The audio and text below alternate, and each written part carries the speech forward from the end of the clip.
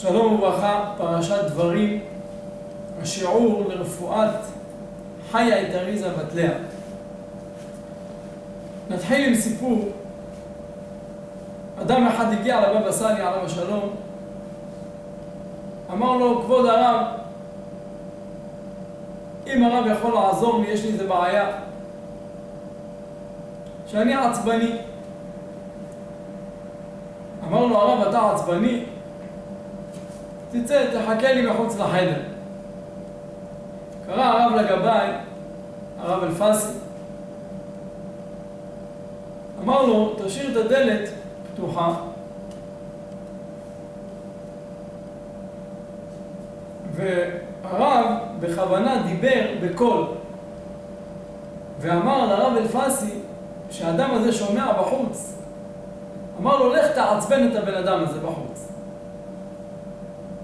הרב אלפסי יצא ועבר לידו, נתן לו איזה מכה בצד ואמר לו, מה אתה עומד פה? התחיל לדבר איתו בצורה לא יפה, והאדם הזה הבין שהבבא סאלי עליו השלום ביקש את הבקשה הזאת, אז הוא שתק. ועוד הפעם הגבאי עובר לידו, עוד הפעם מעיף לו את הכיפה,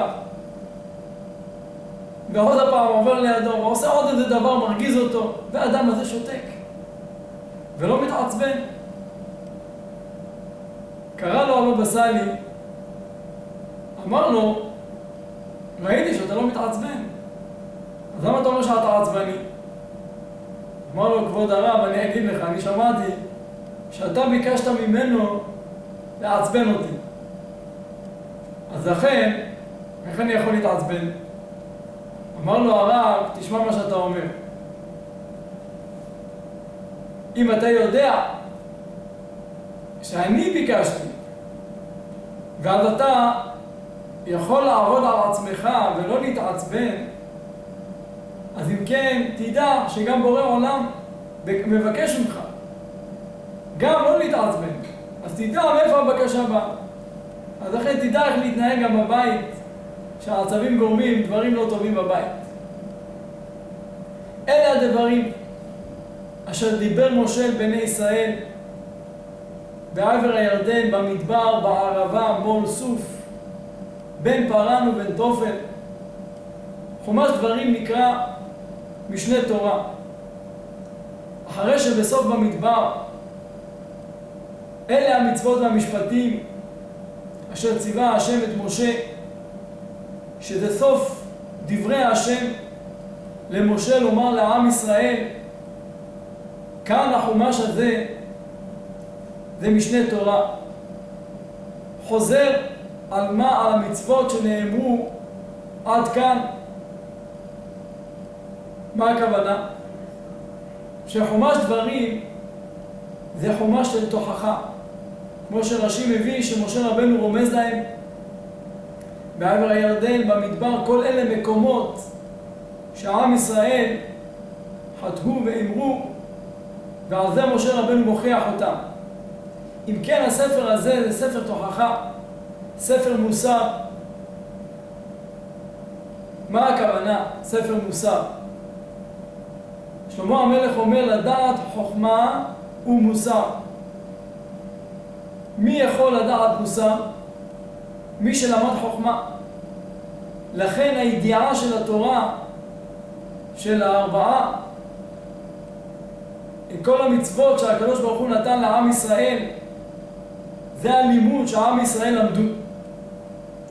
אבל בשביל לומר לאדם האם אתה מקיים את מה שלמדת, זה בא חומש משנה תורה. משנה תורה זה בא להוכיח את האדם האם מה שלמדת אתה מקיים, וזה בדיוק משה רבנו מוכיח את עם ישראל. ולמה באמת משה רבנו הוא זה שמוכיח? הגמרא אומרת, ראוי הוא שמשה רבנו הוא יוכיח את עם ישראל. אז זה נאמר, התקוששו בקושו. מי שיכול, מי שראוי, אדם צריך קודם כל להוכיח את עצמו. אם הוא נקי באותו דבר, אז הוא יכול להוכיח אחרים. אז אם כן, משה רבנו מילאנו כמשה, שהוא כן יכול להוכיח את עם ישראל, שהוא נקי מכל דבר, ולכן הוא ראוי באמת להוכיח את עם ישראל. אבל מצד שני ראינו שבלעם מברך את עם ישראל. לכאורה, משה רבנו אוהב את עם ישראל, הוא היה ראוי שיברך את עם ישראל. ואילו בלעם היה מוכיח אותם, כי הוא יודע יותר לבדוק בחורים ובסדקים ולמצוא מה הם צריכים לתקן. אבל לא כן הוא. כי אם משה רבנו יברך את עם ישראל, יגידו אומות העולם, ודאי שמשה רבנו יברך. כי הרי הוא קרוב לעם ישראל, והוא אוהב את עם ישראל, אז ודאי שהוא יברך. אבל אם משה רבנו אוהב את עם ישראל והוא מוכיח את עם ישראל, אין לך דבר גדול מזה. ומצד שני, בלעם הרשע, שהוא מברך את עם ישראל. למה? כי אם יבוא משה ויברך, יגידו האומות, מה פתאום משה רבנו מברך? הרי ודאי, זה פשוט. אלא, אפילו המלאך רע אומר בעל כורחו אמן. אז זה המלאך רע, בלעם הרשע. אם הוא מברך את עם ישראל, אז האומות העולם ודאי יודו על הברכות שאפילו הוא אותו רשע מברך את עם ישראל. ועל מה שאמרנו בעבר הירדן, במדבר, בערבה, שאלו מקומות, כמו שרש"י מביא, שזה מקומות לתוכחה שמשה רבנו מוכיח את עם ישראל.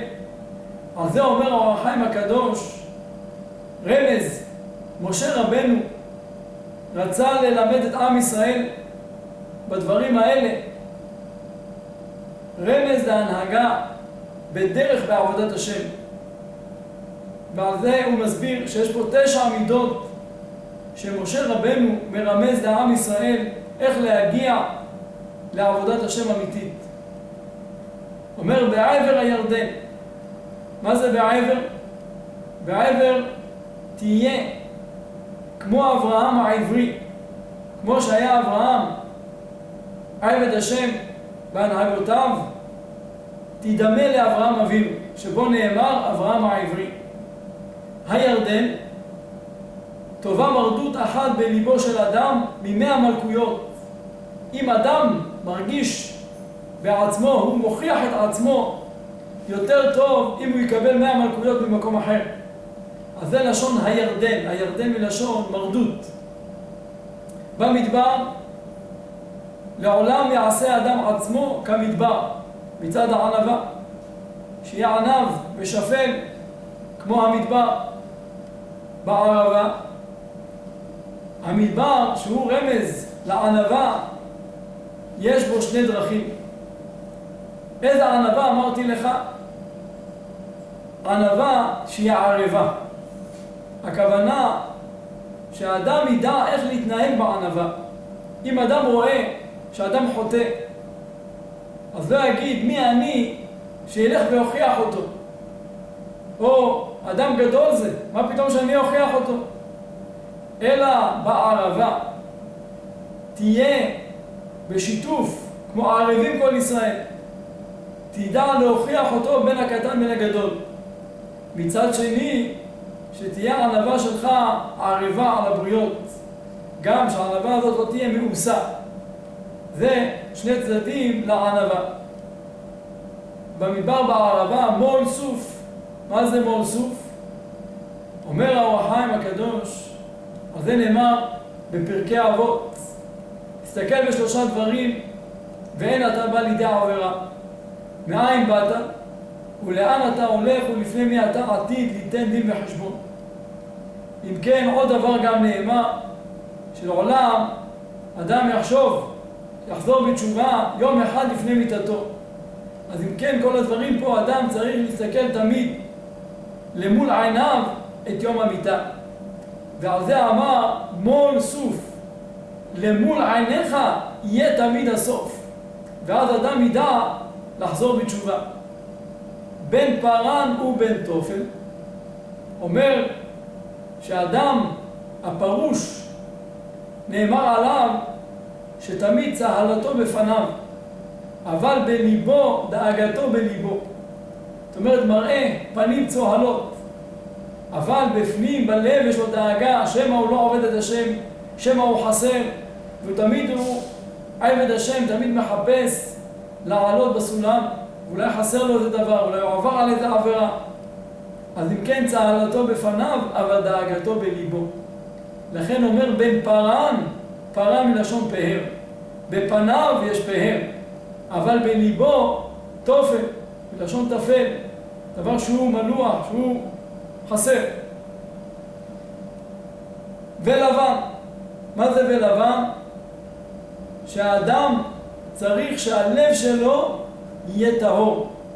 כמו שאומר דוד המלך עליו שלום, לב טהור ברא לי אלוהים.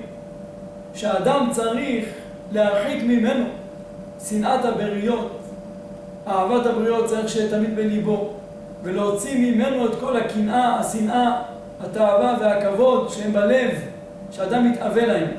כל המסתמה, חברו, אז זה לב לבן, בלשון לב לבן, לב טהור, שיהיה לאדם. וחצרות, שאדם יהיה בהתמדה גדולה בלימוד התורה כמו יעקב אבינו. שיעקב אבינו היה לימודו בקבע ולא בעריים. אז מה זה חצרות? חצרות בית השם. חצרות בית השם זה בית המדרש. שאדם ינהיג את עצמו שיהיה תמיד קבוע בבית המדרש בלימוד תורה. ודי זהב. מה זה ודי זהב? המעלה האחרונה ודי זהב, שהאדם ידע שאם הוא רודף אחרי ההון והממון, אז הוא כבר מחסיר מעבודת השם. אם אדם רודף אחרי תאוות הממון, אז ידע שהוא מחסיר מעבודת השם. זה פירוש אחד. פירוש שני, ודי זהב, מה שיש לך זה די לך. כמו איזה הוא עשיר, השמח בחלקו. שמה שאתה מקבל, מה שיש לך, מה שהשם נתן לך, תהיה שמח בחלקך. אז זה ודי זהב. זה הרמז, אומר אור החיים הקדוש, שזה משה רבנו רמז לעם ישראל, במידה שיולכו במידות האלה, בהנהגה הזאת, בדרך אל עבודת השם. ובפרשה הזאת, שאמרנו שהיא תוכחה, יש בה קשר גם לעניין הזה של תלתה דפורענותה. לא כמו שאנשים חושבים, פורענותה הכוונה, פורענות חלילה, מכות, שהקדוש ברוך הוא מלכה חלילה. אלא מה? פורענות הכוונה תוכחה. הקדוש ברוך הוא בא איתנו בתוכחה, מוכיח אותנו. עמי, מה עשיתי לך? ומה העליתיך ענה בי? אם כן, מה זה התוכחה? יש 3 שבועות מבין המצרים עד 9 באב. ויש כנגדם, זה לעומת זה עשה אלוקים, בין ראש השנה עד שמחת תורה, זה גם 3 שבועות. 9 באב נקרא מועד. קרא עליי מועד. מה הכוונה? איזה קרא עליי מועד? נחרב בית המקדש. הרבה צרות לעם ישראל נתחילו ב9 באב. איזה מין מועד זה? אלא יש לך אדם שאוהב את בנו, שהבנו הולך בדרכו של האבא והוא שמח בו. אז האהבה ביחד הולכת ונותן לו את כל מה שהוא חפץ. אבל יש בן שהוא סוטה מן הדרך והאבא מייסר אותו. אם כן, עדיין גם בייסורים האלה יש קשר אבא לבן. אבל אם חלילה האבא זורק את הבן לגמרי מביתו, אז אין שום קשר, אפילו אין קשר של ייסורים. אז 9 באב, כל 3 שבועות האלה שהם בין המצרים, זה הקשר שלנו, בינינו לבורא עולם, קשר של ייסורים. אבל קשר של ייסורים שהאבא אוהב את בנו ומייסרו כדי להחזירו למוטב. אז זה התוכחה שבורא עולם מייסר אותנו, לעורר אותנו לחזור אליו. ואם אנחנו לא הולכים בדרך, אבל אם אנחנו בדרך השם, אז יש 3 שבועות שבין ראש השנה לשמחת תורה. שם זה מאהבה. שם אנחנו עולים ומתעלים מיום הדין ליום מחילה, ואחר כך לסוכות, פורס סוכת שלום עלינו, ואחר כך לשמחת תורה, שזה מתן תורה, להתקרב אל השם. הכל זה מאהבה. אז אם אנחנו בוחרים בדרך חלילה של בין המצרים, אז זה בייסורים. הקדוש ברוך הוא מחזיר אותנו אליו בייסורים. אבל אם אנחנו נתעלה על עצמנו, אז נזכה להתקרב אליו באהבה. שכך יהיה בעזרת השם, שנזכה לחזור ולהתקרב לבורא עולם, מתוך האיסורים נגיע לאהבת השם יתברך, אמן כן יהיה רצון.